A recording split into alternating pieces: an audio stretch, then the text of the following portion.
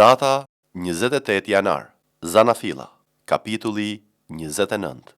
Pastaj Jakobi u nis dhe shkoi në vendin e lindorëve. Vështroi dhe pa një pus në një arë, dhe aty pranë 3 kope dhensh të mbledhura tokë, sepse ai pus shërbente për të dhënë ujë kopeve të dhenve. Dhe rasa mbi grykën e pusit ishte e madhe. Aty mblidheshin zakonisht tërë kopet. Atëherë barinte hiqnin rasën nga gryka e pusit dhe u jepnin ujë dhenve. Pastaj e vinin përsëri rasën në vendin e saj, në grykën e pusit. Dhe Jakobi u tha atyre: "Vëllezër të mi, nga jeni?"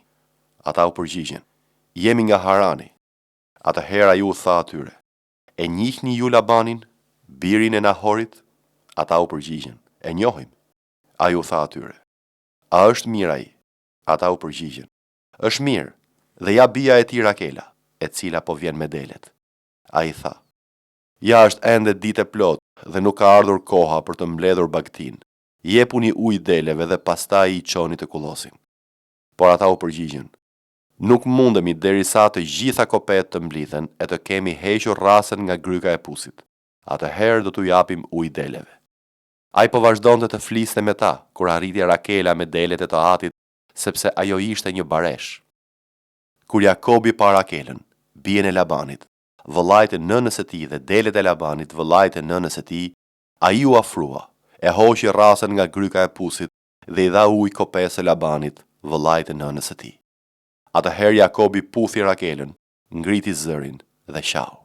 Pastaj Jakobi e njoftoi Rakelën se ishte I një gjaku me të atin dhe ishte bir I Rebekës, dhe ajo vrapoi t'ia tregonte të atit. Sapo Labani dëgjoi lajmet e Jakobit, birit të motrës së tij, vrapoi drejt tij, e përqafoi, e puthi dhe e çoi në shtëpinë e tij. Dhe Jakobi I tregoi Labanit tërë ato gjëra. Atëherë Labani I tha: "Ti je me të vërtet nga mishi dhe gjaku im." Dhe ai qëndroi 1 muaj me të. Pastaj Labani I tha Jakobit: "Pse je fisi im, duhet të më shërbesh pa marrë asgjë? Më thuaj, sa duhet të jetë paga jote?" Tani Labani kishte 2 bija. E madhja quhej Lea dhe e vogla Rakela. Lea kishte sy të perënduar, por Rakela ishte e hishme dhe e pashme. Prandaj Jakobi e donte Rakelën dhe I tha Labanit: "Unë do të shërbej 7 vjet për Rakelën, bijën tënde më të vogël." Labani u përgjigj: "Më mirë të ta jap ty se sa një njeriu tjetër. Rri me mua." Kështu Jakobi shërbeu 7 vjet për Rakelën, dhe ju duken pak ditë, sepse e dashuronte. Pastaj Jakobi I tha Labanit: "Më jep gruan time, sepse erdhi koha që të bashkohem me të." Atëherë Labani mblodhi tërë burrat e vendit dhe shtroi një gosti. Por kur ra mbrëmja, ai mori bien e tij Lea dhe e çoi te Jakobi që hyri te ajo. Përveç kësaj, Labani I dha shërbyesin e tij, Zilpah, si shërbyese të Leas, bijes së tij. Të nesërmen në mëngjes, ai pa se ishte Lea. Atëherë Jakobi I tha Labanit: "Çfarë më bëre? A nuk të kam shërbyer për Rakelën? Pse më mashtrove?" Labani u përgjigj: "Nuk është zakon të veprohet kështu në vendin tonë. Nuk mund të japësh më të voglën para më të madhes. Mbaroj javën e kësaj dhe do të japim edhe tjetrën për shërbimin që do të më bësh për 7 vjet të tjera." Atëherë Jakobi bëri si I than dhe mbaroi javën e Leas. Pastaj Labani I dha për grua bien e tij Rakela. Përveç kësaj, Labani I dha shërbyesin e tij, Bilha, si shërbyese Rakelës, bijes së tij. Dhe Jakobi hyri gjithashtu te Rakela dhe e dashuroi atë më tepër se Lean, dhe shërbeu 7 vjet të tjera te Labani. Zoti, duke parë që Lea u rrehej, ja çeli barkun asaj, ndërsa Rakela ishte shterë. Kështu Lea u ngjis dhe lindi një djalë që e quajti Ruben, sepse tha: "Zoti e pa trishtimin tim, prandaj tani burri im do të më doj." Pastaj u ngjis përsëri dhe lindi një djalë dhe ajo tha: "Zoti e pa se isha e urryer, prandaj më dha edhe këtë bir," dhe e quajti Simeon. Ajo u ngjis përsëri dhe lindi një djalë dhe tha: "Kësaj radhe burri im do të më doj, sepse I kam lindur 3 bij," prandaj e quajti Levi. Ajo u ngjis përsëri dhe lindi djalë dhe tha: "Këtë radhë do të kremtoj Zotin," prandaj e quajti Juda. Pastaj nuk pati më fëmijë. Mateu, kapitulli 28.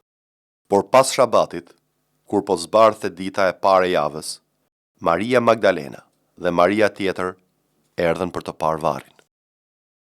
Dhe ja, ra një tërmet i madh, sepse ëngjëlli i Zotit zbriti nga qielli, erdhi, e rrokollisi guri nga hyrja e varrit dhe ul mbi të. Por pamja e tij ishte si vetëtima, dhe veshja e tij e bardhë si bora, dhe nga friga e tij rojet u drodhen dhe u bën si të vdekur. Por ëngjëlli duke ju përgjigjur grave u tha atyre: Mos kini frikë, sepse e di se ju kërkoni Jezusin, që u kryqëzua. Ai nuk është këtu, sepse u ringjall sikurse e kishte thënë. Eja ni shikoni vendin ku ishte shtrirë Zoti. Dhe shkoni shpejt të thoni dishepujve të tij se ai u ringjall prej së vdekurish. Dhe ja po shkon përpara jush në Galile, atje do ta shihni. Ja, ju a thash. Dhe ata u larguan me të shpejt nga varri me frikë dhe me gëzim të madh, dhe rendën ta çojnë lajmin te dishepujt e tij. Dhe ndërsa po shkonin për të thënë dishepujve, ja, Jezusi u doli përpara dhe tha: Përshëndetje. Por ato u afruan, i rrokën këmbët dhe e adhuruan. Atëherë Jezusi u tha atyre: Mos kini frikë. Shkoni të lajmëroni vëllezërit e mi që të shkojnë në Galile dhe atje do të më shohin. Ndërsa ato po shkonin, ja që disa nga rojet arritën në qytet dhe njoftuan kryepriftrind për të gjitha ato që kishin ndodhur. Dhe këta u mblodhen me pleq dhe bën këshill e vendosën t'u japin ushtarëve mjaft monedha argjendi, duke u thënë atyre: Thoni, dishepujt e tij erdhen natën dhe e vodhën, ndërsa ne po flinim. Dhe në qoftë se kjo i shkon në vesh qeveritarit, ne do ta bindim dhe do të bëjmë që ju të mos kini shqetësim. Dhe ata i morën monedhat e argjendit dhe bën ashtu si i kishin mësuar, dhe kjo e thënë u përhap ndër judejt deri ditën e sotme. Pastaj, të 11 dishepujt shkua në Galile, në atë mal që u kishte caktuar Jezusi, dhe kur e pan, e adhuruan, por disa dyshuan. Dhe Jezusi u afrua dhe u foli atyre duke thënë: Mua më është dhënë çdo pushtet në qiell dhe në tokë. Shkoni pra dhe bëni dishepuj të gjithë kombet, duke i pagzuar në emër të Atit, e të Birit, e të Frymës së Shenjtë, duke i mësuar të mbajnë të gjitha sa jo kam urdhëruar. Dhe ja, unë jam me ju gjithë ditët deri në mbarim të botës. Amen. Libri i Esterit, kapitulli 5. Ditën e tretë, Esteri veshi rrobën mbretërore dhe u paraqit në oborrin e brendshëm të pallatit të mbretit, përballë apartamentit të mbretit. Mbreti ishte ulur mbi fronin mbretëror në pallatin mbretëror përballë hyrjes së pallatit. Sa e pa mbreti mbretëreshën Ester më këmbë në obor, ajo fitoi simpatinë e tij. Kështu mbreti zgjati në drejtim të Esterit skeptrin prej ari që mbante në dorë, dhe Esteri u afrua dhe preku majën e skeptrit. Atëherë mbreti i tha: Çfarë do, mbretëresh Ester? Cila është kërkesa jote? Edhe sikur të jetë gjysma e mbretërisë sime, do të jepet. Esteri u përgjigj: Në qoftë se kështu i pëlqen mbretit, le të vi sot mbreti me Hamanin në banketin që i kam përgatitur. Atëherë mbreti tha: Silleni shpejt Hamanin, që të bëhet çka thën Esteri. Kështu mbreti dhe Hamani shkuan në banketin që Esteri kishte përgatitur. Ndërsa po shërbehej vera gjatë banketit, mbreti i tha Esterit: Cila është kërkesa jote? Do të plotësohet. Çfarë kërkon? Qoftë edhe gjysma e mbretërisë sime do të bëhet. Esteri u përgjigj dhe tha: Ja kërkesa ime, ajo që po kërkoj. Në qoftë se kam gjetur hir në sytë e mbretit, dhe në qoftë se mbretit i pëlqen të plotësoj kërkesën time dhe të më jap atë që kërkoj, le të vi mbreti me Hamanin në banketin që unë do të përgatis atyre, dhe nesër kam për të bërë ashtu si ka thënë mbreti. Atë ditë Hamani doli gjithë qef dhe me zemër të kënaqur, por kur Hamani pa në portën e mbretit Mardokeun që as ngrihej, as lëvizte para tij, u zemërua shumë me të. Megjithatë, Hamani e mbajti veten, shkoi në shtëpi dhe dërgoi të tharrasin miqtë e tij dhe Zereshin, bashkëshorten e tij. Pastaj Hamani u foli atyre mbi shkëlqimin e pasurive të tij, mbi numrin e madh të bijve të tij, mbi të gjitha gjërat me të cilat mbreti e kishte nderuar dhe si e kishte ngritur mbi princat dhe shërbëtorët e mbretit. Hamani shtoi gjithashtu: Edhe mbretëresha Ester nuk ka sjell bashkë me mbretin në banket askënd tjetër veç meje. Edhe nesër më ka ftuar ajo bashkë me mbretin. Por tërë kjo nuk më mjafton, derisa do të shoh Mardokeun, Judeun, të ulur para portës së mbretit. Atëherë bashkëshortja e tij Zeresh dhe tërë miqtë e tij i thanë: Të përgatitet një trakëmbësh i lartë 50 kubit. Nesër në mëngjes i thuaj mbretit që aty të varet Mardokeu. Pastaj shkoi kënaqur në banket me mbretin. Kjo gjë i pëlqeu Hamanit, që bëri të përgatitet 3 këmbëshi. Veprat e Apostujve, kapitulli 28. Dhe si shpëtuan, morën vesh atëherë se ishulli quhej Malt. Barbarët treguan ndaj nesh një mirësjellje të pazakontë, sepse ndezën një zjarr dhe na morën të gjithëve brenda, sepse binte shi dhe bënte ftohtë. Dhe ndërsa pali mblodhi tha shkarpa dhe i vuri mbi zjarr, nga të nxehtit doli një në përk dhe i ungjit tek dora. Barbarët, kur pan kafshën që i varej nga dora, i tha njëri tjetrit: me siguri ky njeri është vrasës, sepse edhe pse shpëtoi nga deti, drejtësia hyjnore nuk e la të rrojë. Por pali, si e shkundi kafshën në zjarr, nuk pësoi ndonjë të keqe. Dhe ata po prisnin që ai të enjtej ose të binte i vdekur në çast.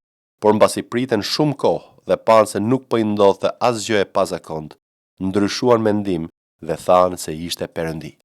Edhe rreth atij vendi i kishte arat i pari i ishullit me emër Publius. Ai na priti dhe na mbajti në shtëpi miqësisht 3 ditë. Dhe ndodhi që jati i Publiusit derdhje në shtrat i sëmur me ethe dhe me dizenteri. Pali i shkoi dhe si u lut, vuri duart mbi të dhe e shëroi. Dhe si ndodhi kjo, edhe të tjerë të ishullit që kishin sëmundje vinin tek ai dhe shëroheshin. Dhe këta na nderuan me shumë ndere, dhe kur u nisëm na dhan ato që kishim nevojë. Por pas 3 muajsh, u nisëm me një anije të Aleksandris që kishte dimëruar në ishull dhe që kishte si shenjë Dioskurët. Dhe si arritëm në Sirakuz, qëndruam atje 3 ditë. Dhe prej andej duke lundruar afër bregut arritëm në Regjo. Dhe mbas një dite filloi të frynte juga dhe ditën e dytë arritëm në Pucuali. Atje gjetëm vëllezër dhe u lutëm prej tyre të rrim tek ata 7 ditë dhe kështu erdhëm në Rom. Dhe shandej vëllezrit kur dëgjuan për ne, na dolën para deri te Fori Apjan dhe te 3 tavernat. Dhe pali kur i pa, e falenderoi Perëndin dhe mori zemër. Dhe kur erdhëm në Rom, kryeshindesi ja dorëzoi robërit komandantit të kampit, por palit ju dha leja të rri më vete me një ushtar si roj. Dhe ndodhi që pas 3 ditësh, që pali thirri krerët e judejve, dhe kur ata u mblodhen, u tha atyre: burra vëllezër, ndonë se nuk bëra asgjë kundër popullit dhe kundër zakoneve të etërve, më dorëzua në Jeruzalem të lidhur në duart e romakëve, të cilët si më pyetën donin të më lëshonin sepse tek unë nuk kishte asnjë faj që të meritonte vdekjen. Por, kur judejt folën kundër, u detyrova t'i apelohem Cezarit, jo se kam për të akuzuar kombin tim për ndonjë gjë. Për këtë arsye, pra ju thirra që t'ju shoh dhe t'ju flas, sepse për shpresën e Izraelit jam lidhur me këtë zinxhir. Dhe ata i thanë: ne nuk kemi marrë as letër për ty nga Judeja, as nuk erdhi ndonjë nga vëllezërit të na lajmërojë ose të flasë ndonjë të keqe për ty. Por ne dëshirojmë të dëgjojmë prej teje ç'mendon, sepse për këtë sekt ne dim se kudo flitet kundër. Dhe mbasi i caktua një ditë, erdhën shumë veta tek ai në banesën e tij.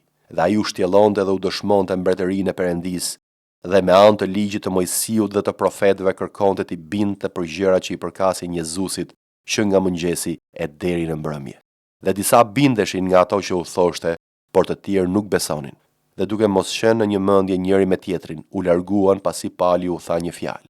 Mirë u foli fryma e shenjtë me anë të profetit Isaia etërve tan, duke thënë: shko te ky popull dhe i thuaj, duke dëgjuar do të dëgjoni, por nuk do të merrni vesh.